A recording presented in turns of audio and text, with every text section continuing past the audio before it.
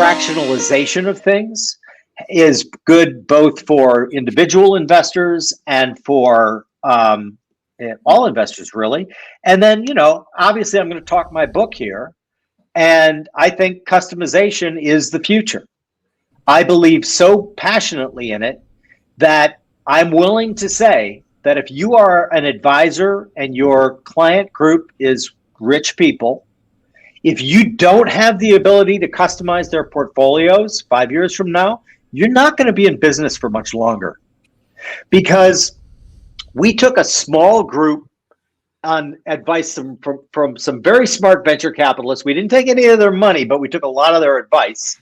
And they said, you know what? Take 9 customers to begin with, and then make it perfect for them. And I got to say, that was like the best advice I think we ever got, because we would have gotten it wrong. What we figured out by making it perfect for this group of 9 advisors were things that we thought were like low on the totem pole were number 1. So tax optimization. It is not a trivial matter to be able to, at scale, tax optimize everybody's portfolio. We can do that at Canvas. That is the far and away, if you were just taking a poll of like all of the users of Canvas, the end user, the wealthy person, that's the one that they love, because you can generate anywhere between 75 and 125 basis points of what we call tax alpha simply through the management. Doesn't matter what the market's doing, right?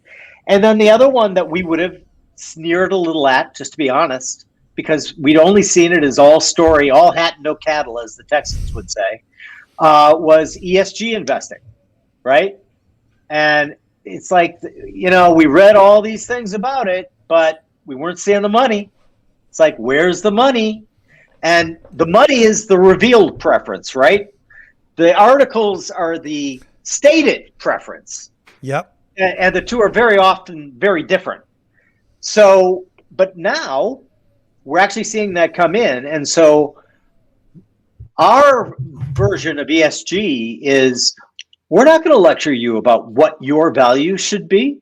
We have the tools so that we can make the portfolio reflect any of your values.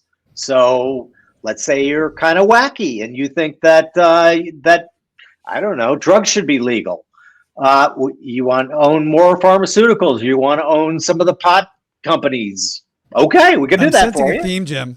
And then if you're one of the more traditional, like climate change, the challenge there is when you look at the mutual funds and the packaged products, the names that they have in there are not good names around climate change. We have, because it's all customizable to you, we have the ability to just cherry pick.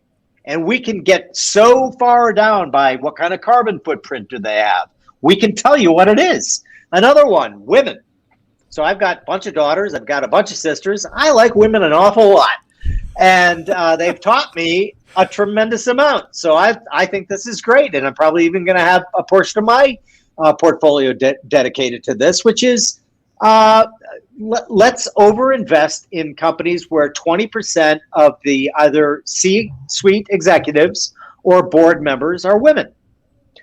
And here's another advantage that we have that other people don't have. When we were asked that list didn't exist.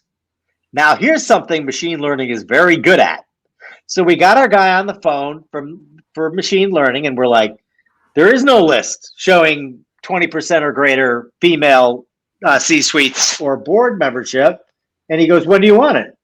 And we're kind of like thinking, well, if you could get it to us by the end of the month. This is the beginning of the month.